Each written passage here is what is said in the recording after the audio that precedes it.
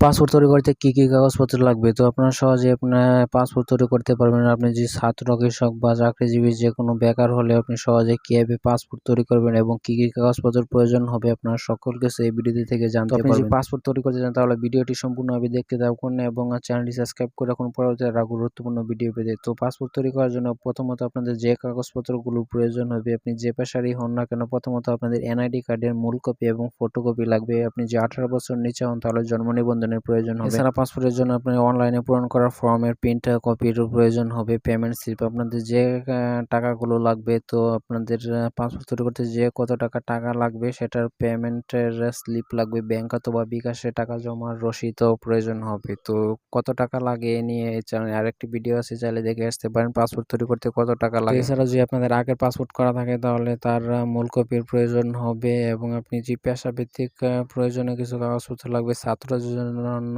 আপনাদের student ID কার্ডের প্রয়োজন অথবা শিক্ষা প্রতিষ্ঠান থেকে দেওয়া প্রত্যয়নপত্রের প্রয়োজন হবে। চাকরিজীবীদের জন্য অফিসের আইডি কার্ড বা ভিজিটিং কার্ডের প্রয়োজন হবে। এছাড়া সরকারি চাকরিজীবীর জন্য অবশ্যই এনওসি, অনাপত্তি সনদ অথবা জিও লাগবে। এটি থাকলে পুলিশ ভেরিফিকেশন দ্রুত হয়। কৃষক বা শ্রমিক বা ব্যবসায়ীদের জন্য আলাদা কোনো বিশেষ কাগজ লাগে না, তবে ব্যবসায়ীরা চাইলে ট্রেড লাইসেন্সের কপি সাথে রাখতে পারেন।